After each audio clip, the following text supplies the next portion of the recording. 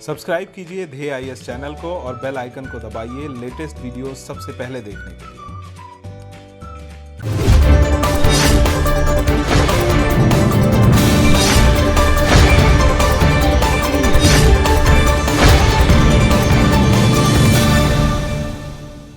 The news of the deaths of Indian soldiers in a face-off on Ladakh border a couple of days back made the whole nation mourn for the brave soldiers. But the only comforting news was that no rounds were fired during the physical clash with the Chinese soldiers. This attack and conflict between India and China is not for the first time that took place.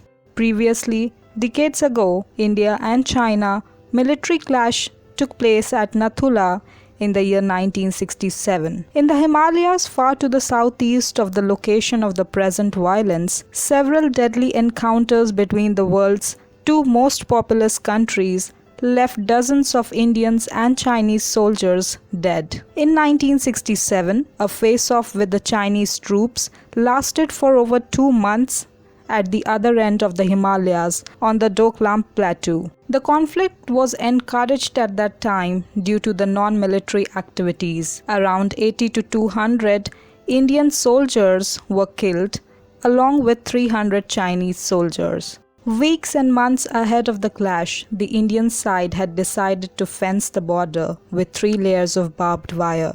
The Indians wanted to construct a fence to put an end to what they saw as Chinese incursions. To the Chinese, this seemed like arrogant aggression coming from an army they had beaten soundly just 5 years earlier in 1962. India felt that a physical barrier might be helpful in stopping daily arguments between soldiers over who should stand where and how on that part of the border.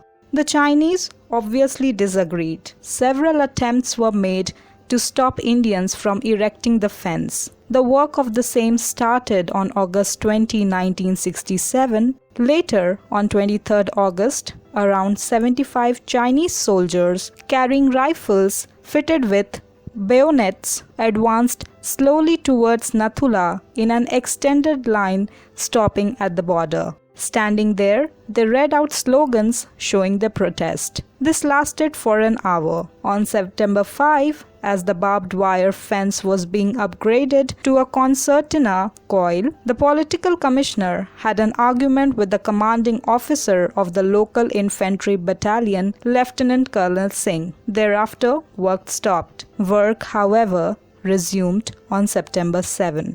This provoked about 100 Chinese soldiers to rush up and a tussle began. The Chinese resorted to stone pelting and the Indians responded in kind. On September 10, a warning was sent by the Chinese to the Indian embassy. However, on September 11, the work of the fence began again. Seeing this, the Chinese started revolting and came to protest, led by the political commissar. Lieutenant Colonel Singh went out to talk to them, but suddenly the Chinese open-fired and injured the lieutenant colonel. Seeing their colonel hit, the infantry battalion attacked the Chinese post, but they suffered heavy casualties, including 2 officers who were both given gallantry awards. Soldiers in the open were moved down by Chinese machine gun fire.